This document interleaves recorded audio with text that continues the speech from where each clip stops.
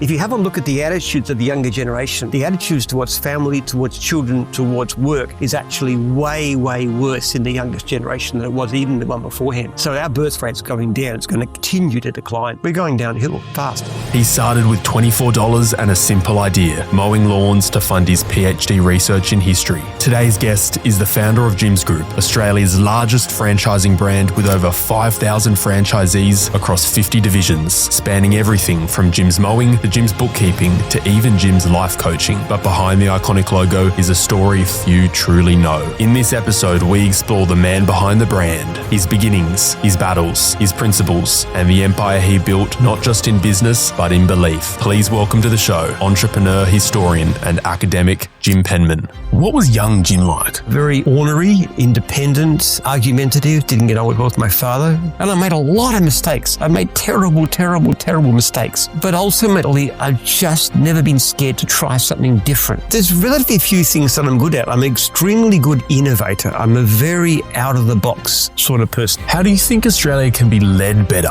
Ask not what your country can do for you. Ask what you can do for your country. That kind of attitude where you're looking for the common welfare instead of the selfish personal interest, we need that. If we don't have it, it's very difficult for even the best meaning politicians to do the things they should do. What is happening is that there's a change in character, and it's got to do, biologically speaking, with...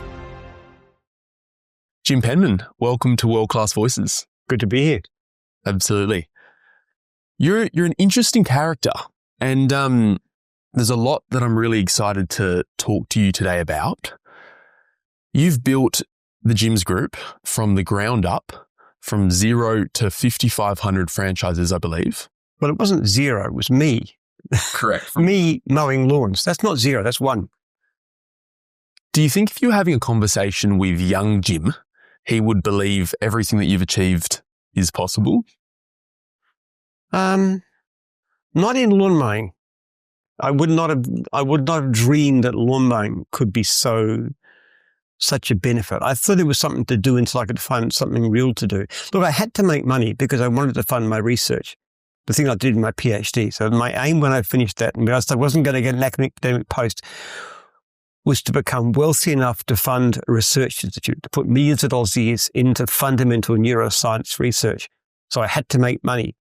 So I thought, okay, I'll start with lawn mowing until I find something else that would work better, because lawn mowing obviously couldn't. So I tried so many different things. I tried holiday resort, which is disaster, lost money on that one. I tried a computer shop. I tried a mobile repair shop. Later on, I tried things like trade exchanges. I just tried everything you could possibly imagine. They've all been failures. So I'm no sort of business genius. I fail at most things, but just at one thing that I know well, which is the service industry. We've done not too bad. I definitely want to go into your research at some point, but when did you realize you had that interest and passion? How old were you? In your research, that is.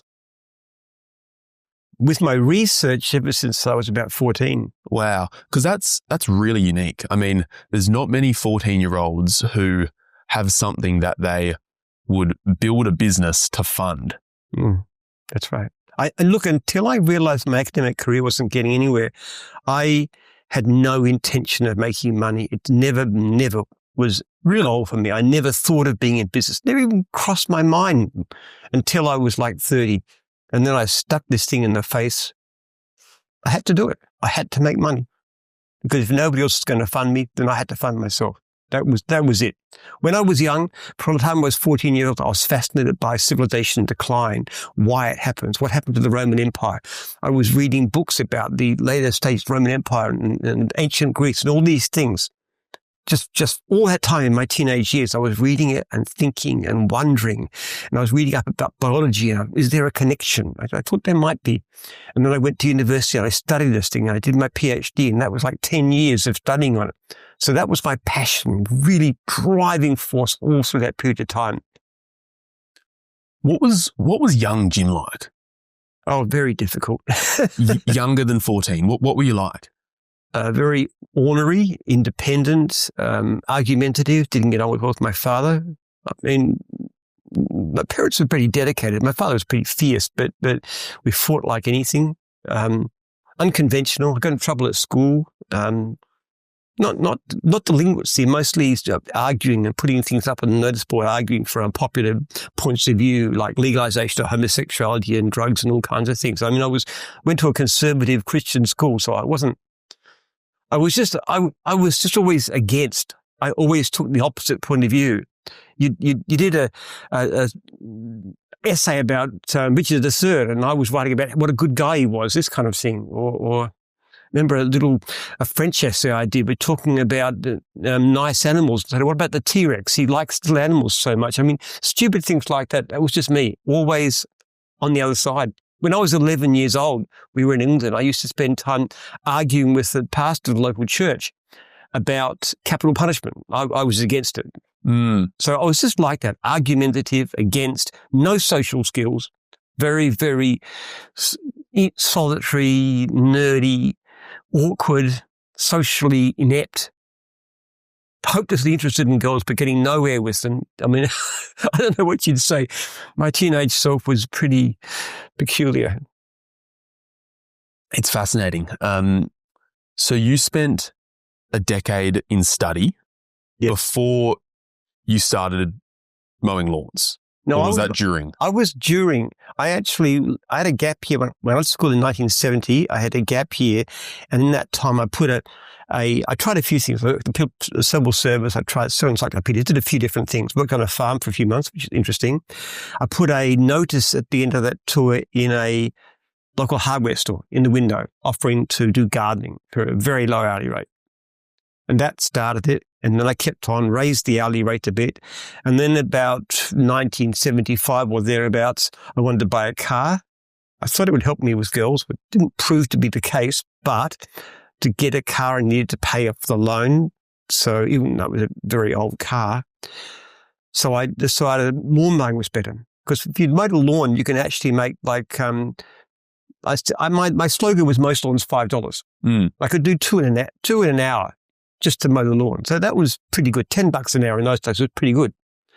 So I made good money out of that. And it actually helped me to buy my first house as a student. So it was good.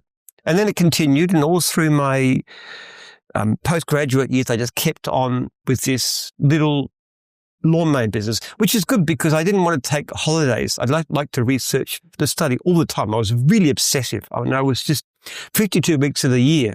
But I found if at the weekend I went off and spent a day or two outside pushing a lawnmower, it kind of gave me a bit of exercise and got me out and a bit of a break, but still allowed me to focus on my study. Do you think you're more of an introvert or an extrovert? Oh, introvert. Introvert. Extreme introvert. I still am. And so universities are interesting. There's no doubt that they've changed over the years, for good and for bad. What was the university system like for research when you were first in your study? And how do you think the system's going now? Well, I don't have a lot of belief in universities, particularly for art courses. I mean, fundamentally, I didn't really follow the system very much. I got to my third year at university, I just went to all my lecturers and said, I really don't want to study the coursework. Can I just submit some essays? And being La Trobe and they're a bit more relaxed than some other places, they said, all right, you can do that. So I just wrote things. I wrote essays following what I thought, using the subject, whatever it is, in Chinese history or African history or whatever. So they were pretty good, actually, La Trobe. I had a wonderful research supervisor, June Phillip, and she was just pretty bewildered by me. I mean, because she didn't really comprehend what I was trying to do, but she was just supportive. She was a great lady, and she sort of backed me against, because what I was doing was really wild. I was trying to understand history from a point of view of biology and changes in personality and stuff, and using things like, lemming cycles to explain certain patterns and weird things that were way outside the mainstream. In history, to be a historian, you're supposed to know one period of history. You're supposed to be the expert in, the Curtin government, for example. Know everything. You're the best in the world about that. That's how you're supposed to become a historian, and you get a job. Now, I wasn't interested in just Australian history or just European history, or just even world history at the present time. I was interested in ancient history, and I was interested in cross-cultural anthropology and psychology and zoology. So I had this wide range of interests, all of which I could see a connection, but it just did not fit into any kind of academic environment. I was just too wildly unorthodox. And I very optimistically felt that my case was strong enough that people would see it, but they didn't. And actually, in fact, I got my PhD knocked back in the end. I got 3 examiners. Now, normally when you get comments on a PhD thesis, it's several pages. 2 of them were 1 paragraph long, hardly said anything. And the other one says something like, if this was a magnum opus at the end of a distinguished career, then maybe we'd listen to this guy. But, who is he? He's just telling all historians everywhere they're completely wrong about everything. Why did the First World War take place? Well, nothing to do with all the reasons they're given. It's what I call a lemming cycle. It's the same reason that lemmings migrate. And it showed why it happened at that time. So wildly unorthodox thinking, and it was just blew everybody's minds. They just couldn't cope with it. And I knew then that it was completely out of the question I get any kind of academic post of any kind ever. There's a trend within exceptional people that first of all, they are an exception. If you're an exceptional person, you are an exception to most. And so you're different. Right? I mean, murderous psychopaths are also exceptional. So it doesn't mean it's a good thing if you say you're exceptional. Right. But different. I'm very, very different. Yeah. How did you deal with people not understanding you and not believing you and just being naysayers? Because everyone who's achieved anything have had a phase where they've had that. Oh, yes. I get it all the time. I still get it. Even the head of my research institute is a wonderful guy, fantastic head. He doesn't believe in biohistory. He doesn't accept it, really. So he's very happy to do the research because it's very meaningful. Neurological and epigenetic effects of food restriction. And he can see the benefits. But the actual theory behind it, he doesn't get. Some people do. So, look, my attitude is this. If I have a room full of professors, learned people with massive resumes telling me that I'm wrong, but they can't give a valid reason why I'm wrong, where the evidence shows I'm wrong, I'm not interested. I couldn't care less. If a 12-year-old kid gets up and says, okay, here's a reason why you're wrong, here's evidence that doesn't fit, then I'm interested. I don't care who says it. I care what they say. And they never gave me a reason for saying I was wrong, so I just didn't care. I think they're all wrong and I'm right. Now, maybe I'm mad, and usually people who think that are mad. I just happen to think that I'm right. So objective, logical, and not emotional about it. But I'm very emotional about it. As you can probably tell, I'm extremely emotional about it. But I just don't care what anybody thinks, so they can't give me a valid reason. I'm just not influenced by other people, what they think. I just don't care, unless you can give me a reason why I'm wrong. And then I'm very interested. And that's the same kind of thinking. There was nothing in a way that's helped me to succeed in business. There's nothing in my studies that helped me to launch a business except the same maverick eccentricity that made me completely incapable of working as an academic actually works okay in the field of business, because there you don't have to prove that you're right. You just have to have different ideas and try them, and then the market will tell you that you're right. Because I started off with a wildly varying idea of how you should run a lawn mowing franchise in 1989. I thought at the time maybe I'd have 100 franchisees. And I didn't care about that. I wasn't after the biggest number. I was after a system that would look after franchisees in a way that nobody else did. That was my aim. And therefore, I did a whole stack of things to do with the way the contract was done, rights to franchisees, all kinds of stuff, really weird things. I made sure that I screened potential franchisees, for example. I wasn't going to accept anybody, even though that was normal in the industry. Nobody else screens franchisees. They still don't. But I said, I'm not going to take anybody who doesn't pass my interest requirement. It's crazy. I got no franchisees. They got 250, my major rival. They're doing that. No, I'm not going to do that because I don't like it. I don't really care if I'm not as good as them. I'm not going to succeed as much as them. What I cared about is that I was going to do it in my way. And I kept on doing innovative, strange things all along the way. And I made a lot of mistakes. I made terrible, terrible, terrible mistakes. So many. But ultimately, I've just never been scared to try something different. It's the same crazy, eccentric individualism that says, I will follow my own judgment unless you can show me that I'm wrong. Were there different skill sets that you quickly realized you had to hire for?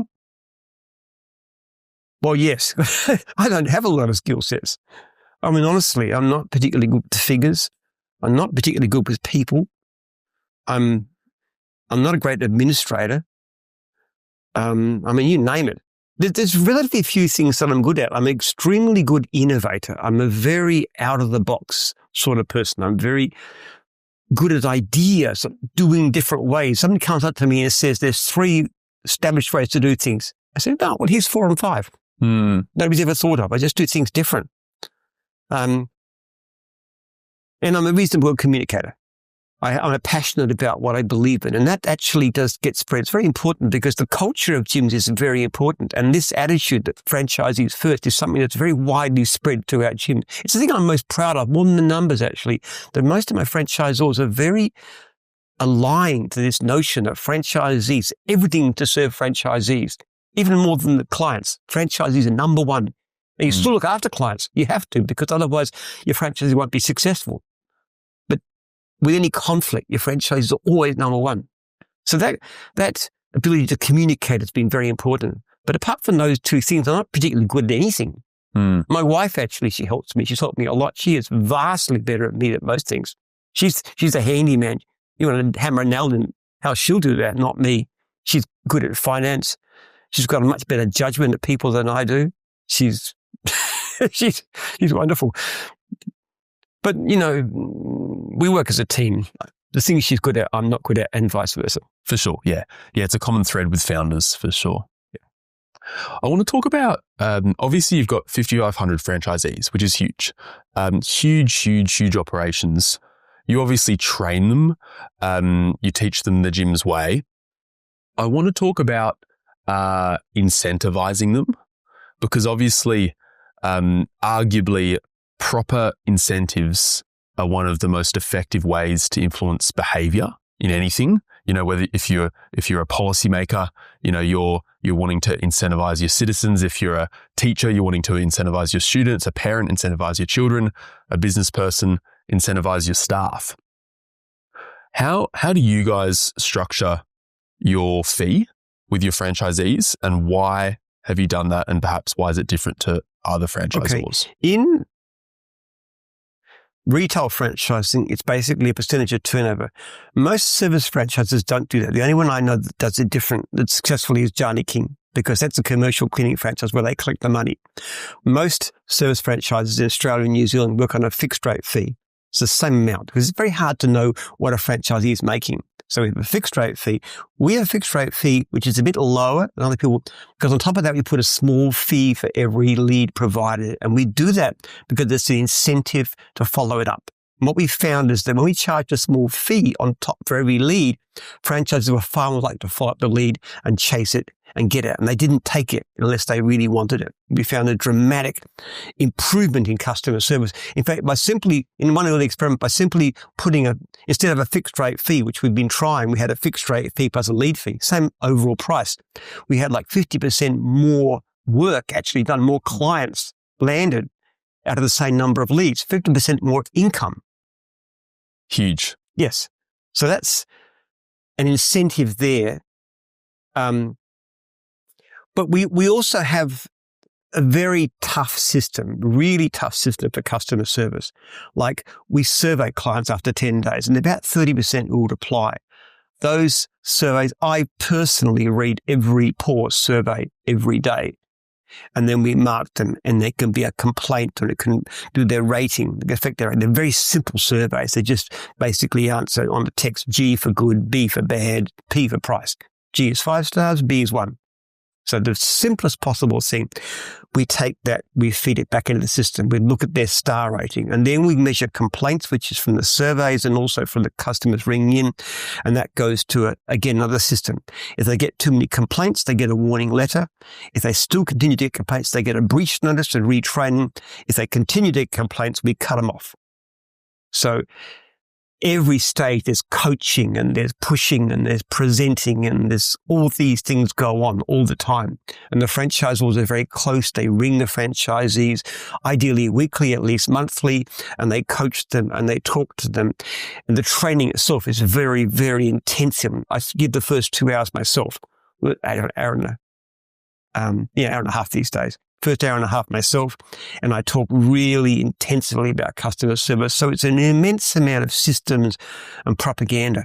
And that's been astonishingly successful, because since our complaint rate in pre-franchise days with subbies, I was getting about 100 complaints for every 100 leads. It was pretty poor service. The franchise views, we're getting about 5 complaints for every 100 leads. This would be a fraction of well under 1 complaint per 100 leads. So our complaint rate has dropped more than 99%. And we've got changes going through this year that I believe will drop that at least by half, a whole stack of changes to do with technology. Yeah, I'm keen to get into that in a moment. And since we've done that, and the astonishing thing is, the survey system was obviously the biggest single thing we did to make that work. What we've seen is an extraordinary change. In the early days, it was very hard to find leads. We recently have hundreds of thousands of unserviced leads a year, despite the fact that we spend less on franchisee advertising than we ever did. I just got back to 2 divisions, fencing and dog wash, and we give them a drastic drop in advertising fees because we don't need the money, because they're so busy, all of them, because the leads coming through are so much. So by driving customer service, even though franchisees find it uncomfortable at times, they accuse me of causing them anxiety and they can't sleep and stuff. And, you're a hypocrite. You say you care about franchise. Why are you sending me these letters? But at the same time, it's been enormously effective in terms of keeping my people busy. And not only busy with work, but we actually encourage them to charge more. Don't charge what everybody else charges. Go above it. Charge at least 10% more than what your opposition is charging, because that's the gym's way. That's our system. We're not cheap as chips. We give great service and we charge well for it. What are the common traits that you found in the more successful ones in terms of your franchisees, and even just broadly amongst, people that you've dealt with? 2 things. An emotional connection to customer service. And I don't mean rational. I don't mean saying I'm going to give customer service so I can make good money. But I'm going to give great customer service because that is me. It is against my self-image that I should let a customer down. I feel awful. I did that as a lawn mowing contractor myself. If I missed a customer, I very rarely forgot a customer. If I did, I felt terrible about it. Way out of any relationship to the financial loss. I just hated doing less than perfect job. I was one of the first contractors in Australia to have a brush cutter back in the 70s when it was not known. I got one of the first that arrived in the country. I got one because I could do all the edges perfectly. I'm just so fanatical. So you have to have an emotional commitment to customer service, and you have to have an attitude that looks at what you do every day and say, how can I improve? How can I do better? Nothing is good enough. Nothing is good enough. We look after our franchisees pretty well by the standards of the past, by any of our competitors that I know of. And yet my constant, how can we look after them better? How can we make better income for them? How can we train them better? How can we support them better? How can we make them, what do we need to do? Every day. And I mean every day. Christmas Day, doesn't matter. Even if I'm sick in bed and I'm thinking about that subject, how can we improve? I never stop thinking about it. And the best people are like that. It must be interesting having experienced the Jim's brand grow. I mean, if you're out and about and you introduce what you do and what you've built, the likelihood of someone knowing the brand is probably 95% in Australia, in most places. What's that been like? What's it been like now being arguably a household name? Oh, pretty weird. I go into a post office and somebody says, "Oh, we don't often have celebrities in here." It's like I'm Kylie Minogue or someone. I mean, really, people are always nice about it, though. People haven't come to me and say congratulations on me. I never had anything bad, which is surprising considering some of the stuff I say, but they're very positive. Yeah. When I was against the lockdown, which in the end, people came to agree with me. They didn't in the beginning. People felt I supported workers, including a lot of my competitors, independent contractors. They said it was good to have somebody standing up for them against these insane regulations, why independent contractors can't work. So I got a lot of goodwill out of that. And people often thank me for it. Still. Yeah. It's, yeah, I mean, it's incredible what you've built, and it just must be interesting because, it's kind of like, people talk about the American dream, but it's just so Australian, isn't it? It's like going out there and mowing lawns, washing cars, all of the fundamental kind of entrepreneurial tasks to go make a buck. Yeah, I think it's a great mistake people make is the idea that you have to have some techie job and go to university and sit behind a computer and just do I reckon the best opportunity in the world for anybody is the service industry because you can start with nothing. You don't need capital. You don't need a degree. You don't need anything. You just need to have the gumption to go out and do a job and do it well and then concentrate on doing it better. We reckon we've created more millionaires in the country than in Australia than any other company ever in the history of the country because so many of my franchisees have done that. I mean, the top earning franchisees are turning over in the millions. They're people who employ people, especially cleaning and mowing businesses like that. They do incredibly well. And that's wonderful. That's what it's about. How do you spend your days now? I do a lot of emails. I probably take more than 100 emails a day. I'm very accessible. People can reach me so easily. A lot of it's garbage, but sometimes it's really useful. It's a lot of internal stuff, of course, for staff and stuff. But sometimes people might approach with a new division, for example. And I'm oddly contactable by most people's standards. And sometimes that email comes through and I just respond to it. Hey, we've got a new division going. Like 2 weeks ago, somebody actually emailed me with an idea about an epoxy floors division, which is doing, garage floors, this kind of stuff. So I said that was good. Have a chat to them on Zoom, talked about it, found a bit about him. Very good business, good guy. He was in franchise or training last week, just finished on Saturday. Now, probably he's going to go along. That's because the guy sent me an email. So I'm very content with email. I spend a lot of time, I wander around the office. I have I just wander different departments. I just chat to people. I go into the call center every day. I check on their numbers. I want to see the wait time, the average wait time. We have a standard of 20 seconds as the top, which is actually 13 seconds because it takes 7 seconds to do the Mr. John Holt. So that's our top goal. I go in there and have a look at it and how are we going. If it's going above 20 seconds, what's happened? What's gone wrong? What can we do? How can we fix this? So every day I'm in there, chat to the girls, wave to them if they're available. Go to other departments. I'll go down and have a chat to just different people. I'll talk to Kez out there about things she's doing. And just how are you going? What's happening? How can we help? Go and talk to IT. So I spend a lot of time doing that. I spend a surprising amount of time doing podcasts these days. I really do. I've got usually on average a couple a week. So, which has been wonderful for us because it's fantastic exposure. So, yeah, what else do I do? I spend a lot of time with my wife. I'm not a workaholic. No. I'm very work focused. But I spend a lot of time with Lee. I'm crazy about my wife. We were married 24 years. and we really love each other. But at the same time, most of what we talk about is business, about 90%. So it doesn't actually exclude it. And often a lot of things come out of talking with Lee. Yeah. How important is it having a spouse that's on board with the journey? Oh, it's wonderful. It's wonderful. I would not be nearly as successful if it wasn't for her. Mm.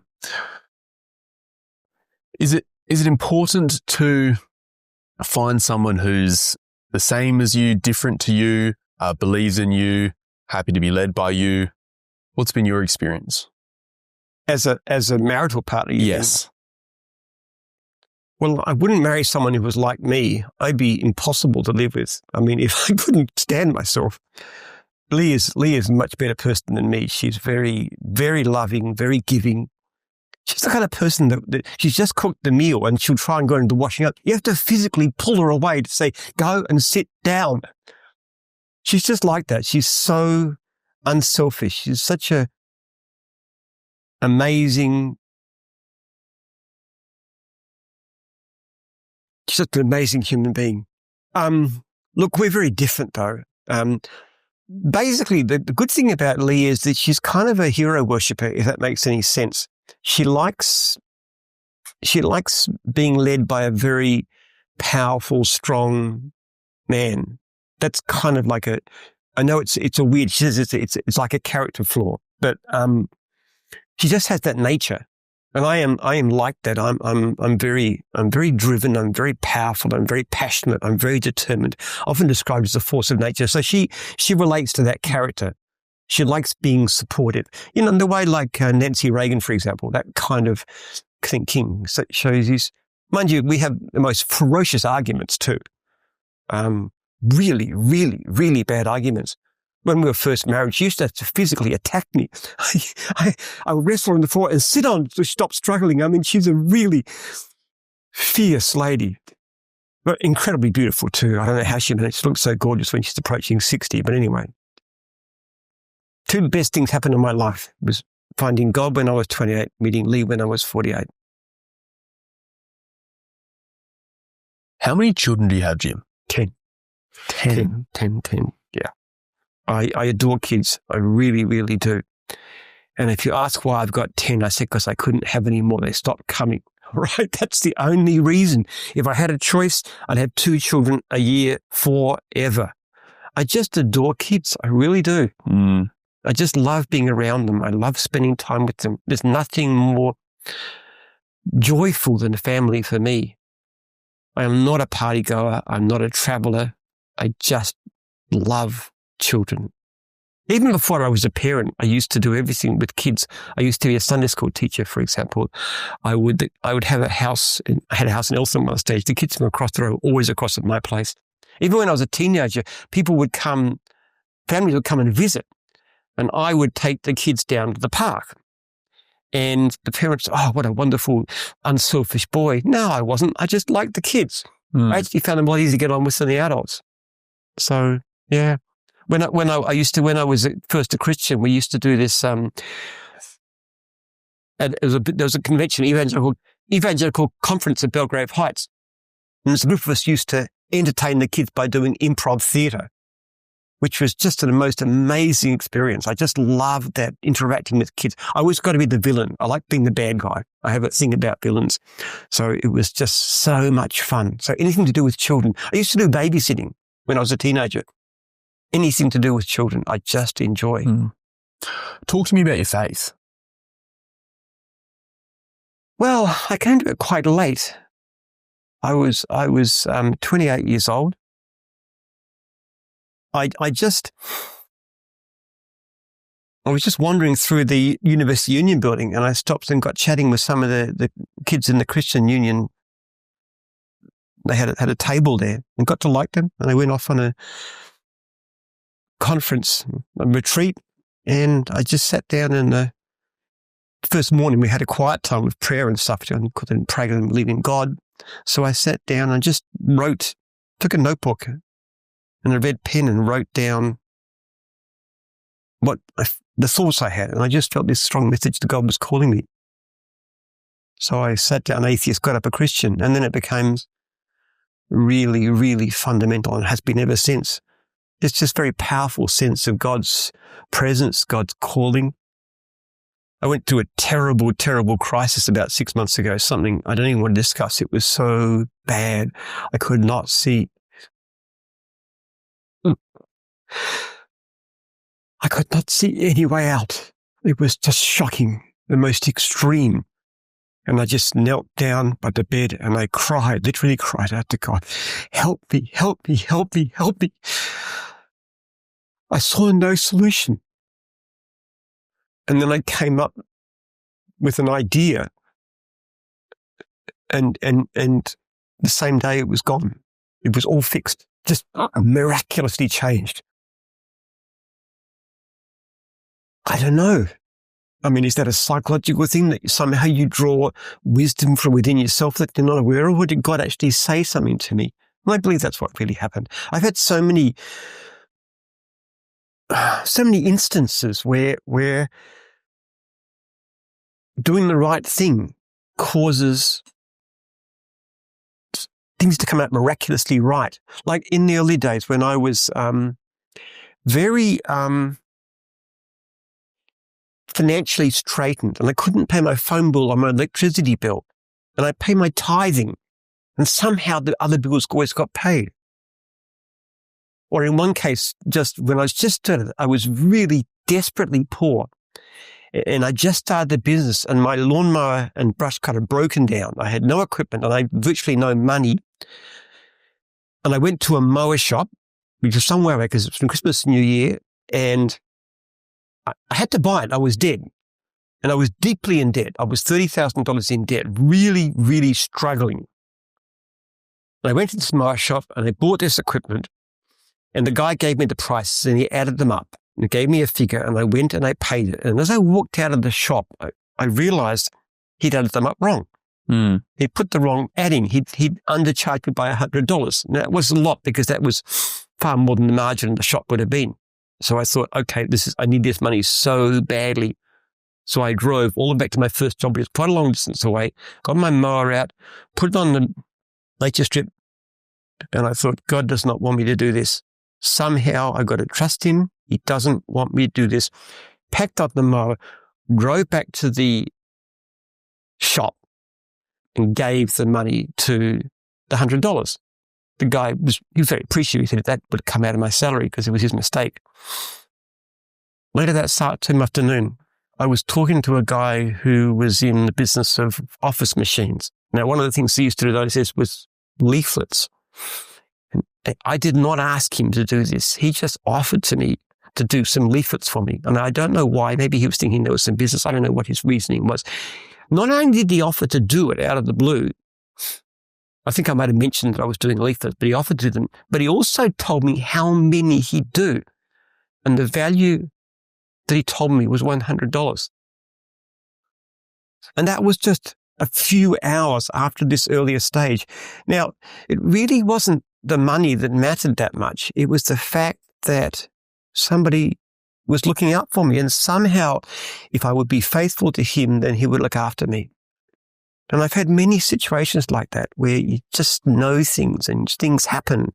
And the whole fundamental, if you look at what we do in gyms, our whole attitude is we serve franchisees. We serve them. We're not the boss. We're there to help them. This is me. This is my franchisors. This is the ethos. This is the fundamental character of Jim's Group. It's what we're about. And if you look at where that comes from, you look at Jesus washing his disciples' feet, because that was a very unusual thing to do. People don't even understand what that meant in that context at that time. Nobody in authority would wash somebody else's feet. It was a dirty, degrading, filthy job that a slave would do, a really menial person. Now, sometimes a very revered rabbi, his disciples might wash his feet. But for the actual rabbi himself to do his disciples' feet was extraordinary. And in fact, you can see from Peter's reaction that he was appalled by it. He just was shocked that Jesus would suggest such a thing. And yet Jesus insisted, and he did. Now that is, if you look at the way we think about franchising. That is the fundamental idea. Mm. It's really interesting. I mean, if you look at Australia now, we're in 2025. People are leaning into faith less.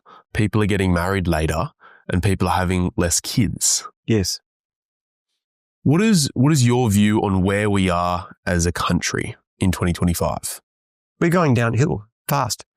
There's a change of character that's taking place. I'm just finishing off a book which is called Birth Rate Crisis, which is about what's happening.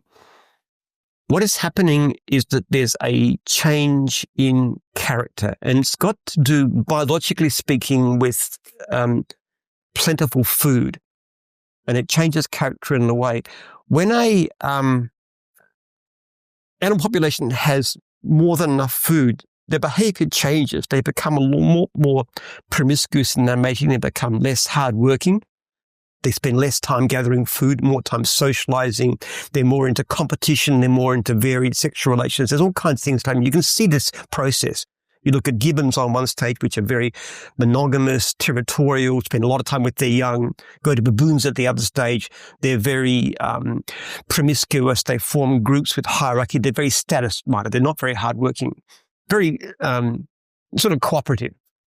So plentiful food drives you in a baboon direction. Limited food drives you in another direction. Now, what's happening in human societies, we're being driven in the direction of plentiful food, which is partly response to extraordinary prosperity and other things go along with it. Now, religious faith and systems actually serve to try and create this food-restricted mentality, this character.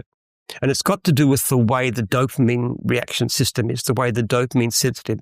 It's in a sense the same thing that's happened when plentiful food has the same effect as having cocaine. Alrighty guys, we're going to take a really quick break from today's episode to talk to you about our sponsor, Kingfishers Bend Farm. At the beginning of this year, I made a decision that I wanted to make 2025 my best year yet.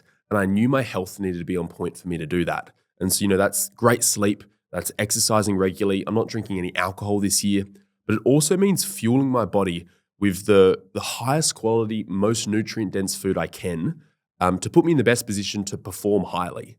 And that's why I'm working with Kingfishers Bend Farm. Kingfishers Bend Farm are a local family-owned farm from down in northern New South Wales. They put a lot of love into what they do. They raise paddock-to-plate beef. And as you can see here, we've got plenty of different cuts. We've got, obviously steaks. I mean, the marbling on that is just sensational. Have a look at that. Beef ribs.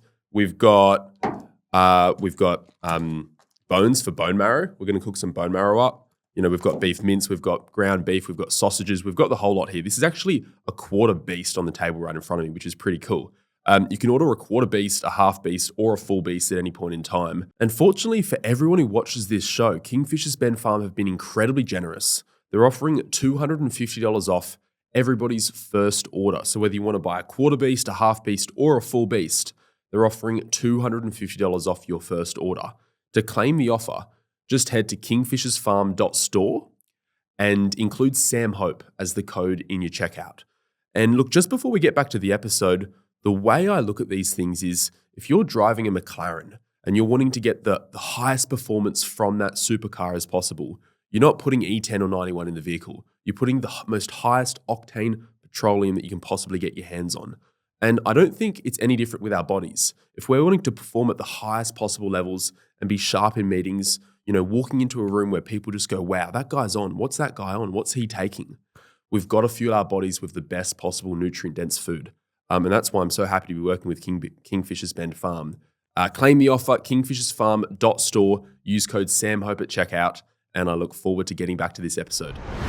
Because when you take cocaine, for example, what happens is that you get this flood of dopamine into your brain, which makes the brain doesn't like to be imbalanced. So what it does is it dampens down the dopamine reaction system. It makes the dopamine less effective. So you need to take more and more cocaine to get the same feeling, till eventually you need a lot of cocaine just to feel normal. That's why drug addiction doesn't work, because the brain adapts. So in a sense, what our whole society is doing is going through a kind of like a cocaine addiction. and we're changing in the same way as surplus food does, which means we're less interested in children, we're less interested in marriage, we're more status and wealth minded, we're less interested in work for its own sake.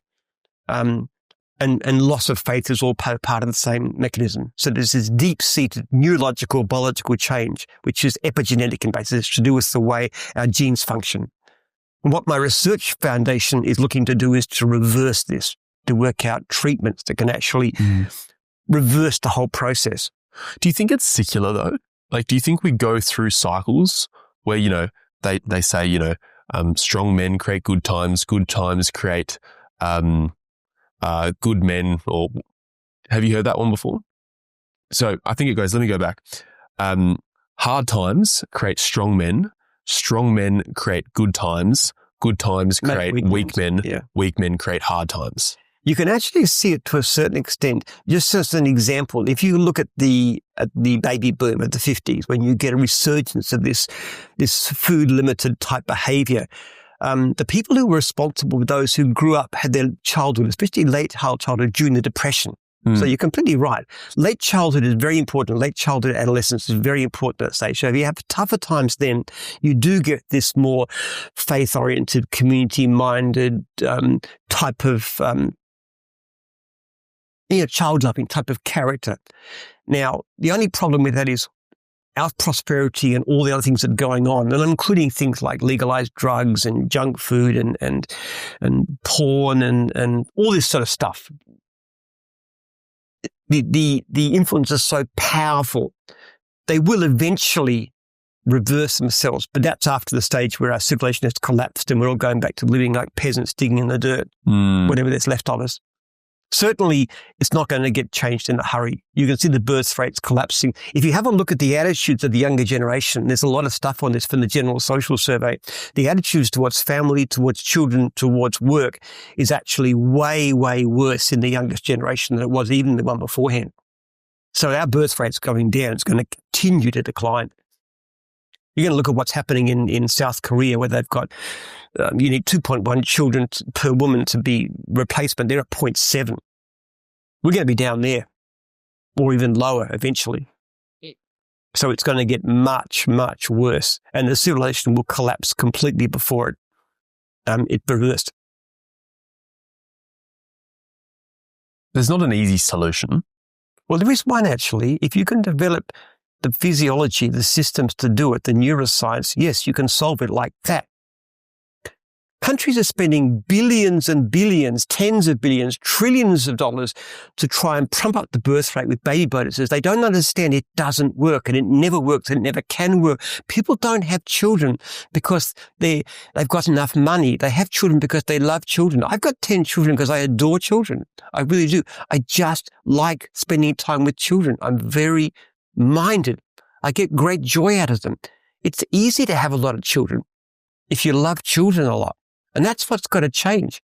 Now, there is a way to change this, and what you've got to do is to find some way of going into the mind and changing personality in a way that will get people back to that traditional character that is responsible for loving children, loving work, loving community, having faith. There's a character behind it. We need to restore that. Not impossible. We've actually tried, just as one example, we tried 1,000 different drugs, and we'd use it on nerve cells, human nerve cells in little capsules like that. You put them in and you look for the epigenetic change to open the drug. We're looking for things associated with mild food restriction. Okay. We identified 61 compounds. We're now testing them with assaying them in various ways. And later in the year, early next year, we're going to start testing them in animals and see if they have the effect we expect. So that's not even a big expense. We're talking about a few $1,000s here, a few tens of, maybe a few $100,000. I don't know the actual cost. Not a big expense. And the other thing that's even more exciting than that is that we're looking at CRISPR, which, as you may know, is usually considered to be a mechanism to change genetics. Because it's precisely targeted. You go into this genes and you change that. You delete that. You cut it there. You put something else in. That's what they do. Now, you can also use CRISPR, which is targeted to change the epigenome. If you can do that, if you can go in and precisely change the epigenome exactly where you want to, you can have this gene that's currently turned off, and you can turn it on by taking away all the methyl groups, including some that are set really hard in childhood. You can actually change a person's character overnight. And this kind of treatment would have dramatic effect on things like mental health, because one of the things, as you know, mental health is going terrible. It's going through the roof. People are more lonely and isolated and depressed, and suicides, deaths of despair, alcoholism, drug addiction, drug overdose, all going crazy. Okay. So this kind of treatment would have immense benefits initially. And once people are using this kind of stuff for those kinds of reasons, what we will find is that the birth rates will start to recover as our character, our national character changes and improves. How do you think Australia can be led better with everything that you've just said in mind? I think politicians get a hard run. I seriously do. I've heard it says we all know what to do. It's from politicians. We just don't know how to get re-elected after we've done it. See, when you've got a population that's fundamentally selfish and saying, what's in it for me? And what I want is more services and less taxes. And that's what, and I'll elect whoever gives me the loudest promise to do what I want, more services, less taxes. You're not going to get good policy. You're going to get going into debt. That's what happens. Back in the 80s, populations were less different and prepared to accept sacrifices. The people like John Howard and Costello, whom I admire greatly. He's the one that said, one for dad, one for mum, from the country. When I met him, actually, did a fundraiser. And I said, look, Pete, I'll do you one better, one for mum, one for dad, 8 for the country. So people like Howard and Costello and Hawke and Keating, they benefited from a population that was prepared to make tough decisions. It's like what John Kennedy said, ask not what your country can do for you, ask what you can do for your country. That kind of attitude where you're looking for the common welfare instead of the selfish personal interest. We need that. And if we don't have it, it's very difficult for even the best meaning politicians to do the things they should do. And even though they must recognize that having more and more debt is crazy, it's hard for politicians to fight against that. It's a hard job, politics. I don't envy them. I wouldn't want to be in politics. I really would not.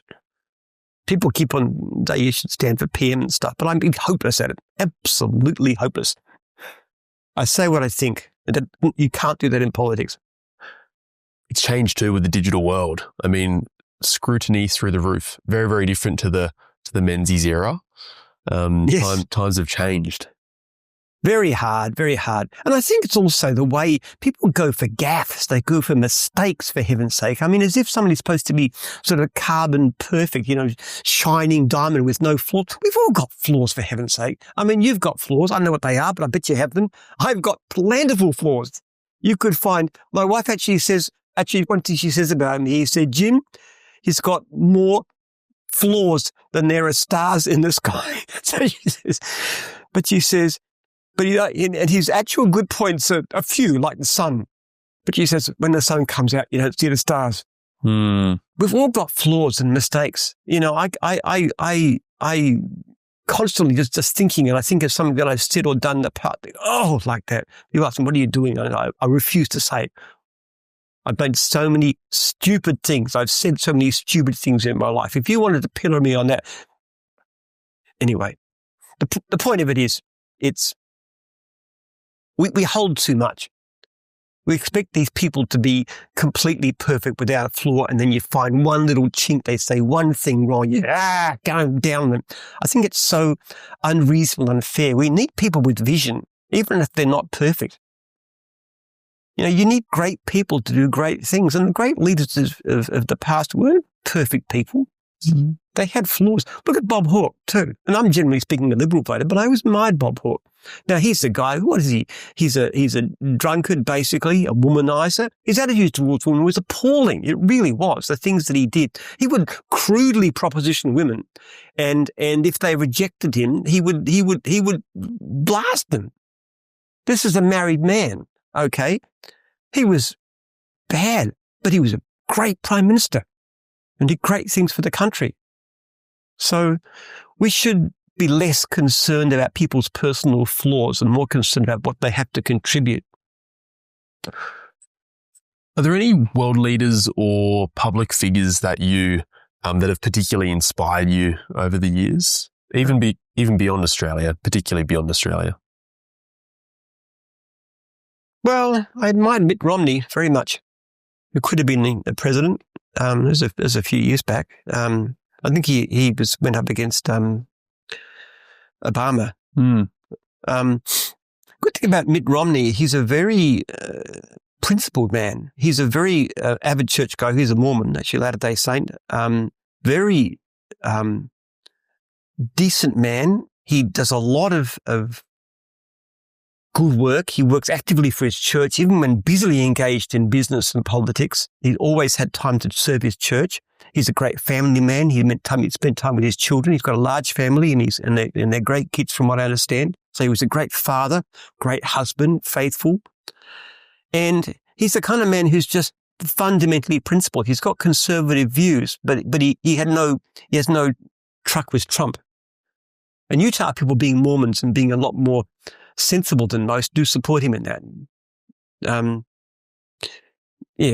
a relatively on the conservative side of politics, but I don't like Trump very much. But Mitt Romney was a great man. What are the things about Trump that rub you the wrong way? Well, he's unscrupulous. He's just got no principles of any kind. He's after power. He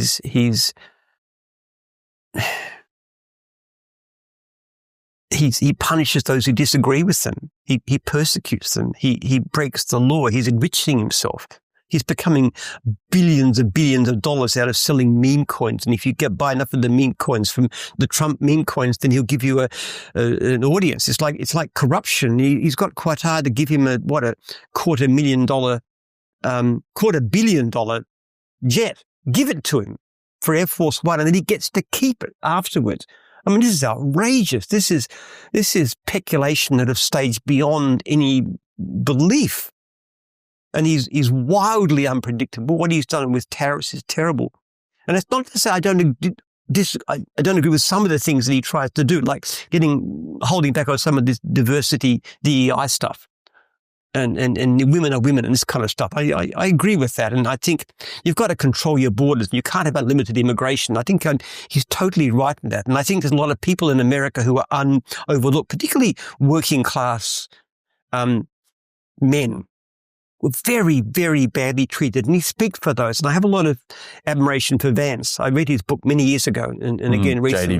J.D. Vance. Yeah, I like Vance. I think he's a real principled man, a definite Christian. I think he goes along with things that I wouldn't, but still, I like Vance. But Trump he's a dangerous man. He really is. I mean, he could do terrible damage to the world. Is there anything you admire about the United States? Alrighty, guys, we're going to take a really quick break from today's episode and talk to you about our sponsor for today's episode, Prodigy X. Now, I know for myself, and I'm sure it's very similar for many people who watch this show, I've got incredibly audacious goals with the things that I want to achieve in my life. And one of the things that comes with having those goals is the requirement to be ultra productive on a day-to-day basis. That starts for me in the morning. In the morning, I have a very strict routine, and an unmatched element of that routine has been jumping in the ice bath first thing in the morning. It outcompetes coffee. It outcompetes energy drinks. It is genuinely, quite literally, a full body experience mentally and physically. I really wish I started this earlier. I can't imagine how much more productive I would have been if I started jumping in an ice bath first thing in the morning earlier. Prodigy X are the best in the business when it comes to ice baths.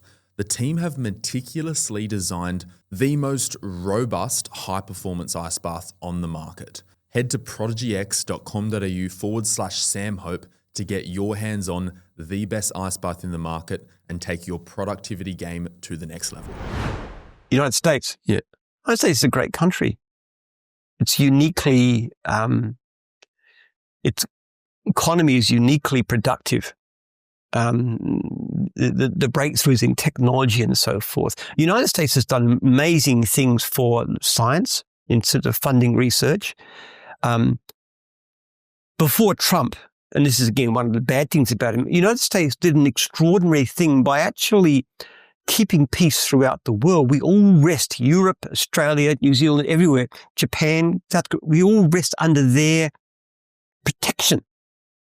And they've really been the most principled great power ever in the history of the universe. I mean, if you look at the Romans, for example, what did they do? They went and they conquered countries and they plundered them. What did the Americans do? They protect us and they trade with us. I mean, they're an amazing country, and this is under threat from Trump, of course. But, you could not have a better friend than traditional United States. So I have enormous appreciation and respect for what they have done. I think it's a horror that we should potentially lose that by this America First thing. But, Trump is also right in another sense too. They spend like 3.5% of their GDP on defense. Now we, in a far more dangerous environment, and they're safe. They've got 2 giant oceans. The only potential people could invade them is bloody Mexico. And that would be completely out of the question. They are so safe from anything except nuclear warheads. All right. So they spend 3.5%. We are in a far more dangerous aspect of the world. And what about the Europeans? We spend 2%. And until recently, most of Europe, not even that. Now, that is outrageously unfair and unreasonable that the United States, with so little to fear, should spend so much of their wealth in protecting people like us who aren't prepared to defend ourselves. It is extraordinarily terrible that we don't at least match them. And if that means we've got to pay higher tax and have less social welfare, yeah, sure, go for it. I'm not against high taxes, actually. I'm a bit different from some conservatives that way. I think the government can do an awful lot for those who need it. Do you spend much time in other businesses? Do you have do you deploy capital into different asset classes? How do you manage your portfolio? Nah. If I spend money, I can do something like buy back a regional franchise, which is where most of the money comes in gyms, and I can make a 25% rate of return. So do you guys hold franchisees, or like principally you hold? Okay. We have a structure where we have the national franchisor, we have regional franchisors, and we have franchisees. Most of the money goes to the regional franchisors who provide the service. We've actually found in recent years that we can actually take back control of some of the regional franchisors and actually have a much larger income and provide pretty good support too, because we appoint managers the franchisees want. That's been quite successful. So yeah, no, I'd rather spend money, or in things like development. We spend, several $1 million a year on software development, which has immense potential to improve everything. So I always reinvest. I don't really take any surplus money out at all. The money I take out of the business, I give away. 90% goes into my research project. The rest is for living them. Mm-hmm. How have you guys navigated or plan to navigate the introduction of AI into our world? But it's pretty exciting, actually. I've got an avatar that Joel's just made for me. You met Joel, where you can go to jimpenman.com.au and you can talk to me, the virtual me, and it's actually mostly pretty good. There's some suggested questions in there too. Like ask me, some people accuse me of being believing in eugenics. Well, you can put the question in, you'll get a very blistering response about that one. So yeah, mostly it's pretty accurate. There are some areas where, it's not quite right, but generally speaking, that's exciting. We're doing a lot of stuff with AI, actually. Joel is really keen on it. So I can't say the only thing I personally know with AI is I've used a program called Hemingway to actually look at a book, my latest book, and suggested ways of simplifying the text, which is quite helpful. It's good. It's got big potential. I've got a exciting closing segment of the show. It's called This or That. And I'm going to read to you two options, and you just got to pick one. Pick one word answer, first one that comes to mind. Preference. Nature or nurture? Nurture. Epigenetics or the smell of freshly mowed grass? Epigenetics. Australia now or Australia 30 years ago? Australia 30 years ago. Motor vehicles or electric vehicles? Electric. Backyard barbecues or business boardrooms? Backyard barbecues. A delegated task done good or a task done yourself done great? Delegated task done good. Science or economics? Science. Thank you very much for your time today, Jim. You're in an incredible Australian story. And I think, I interview a lot of entrepreneurs, and there's a lot of incredible men and women coming from the software world or the e-commerce world. And it's out of touch for everyday Australians that want to take control of their own income and build a business. Whereas you're a lot more close to them. What you guys have built is a lot more comprehensible for the average man or woman. And so I think there's a real relatability aspect of your story. So thank you for your time today. Thank you.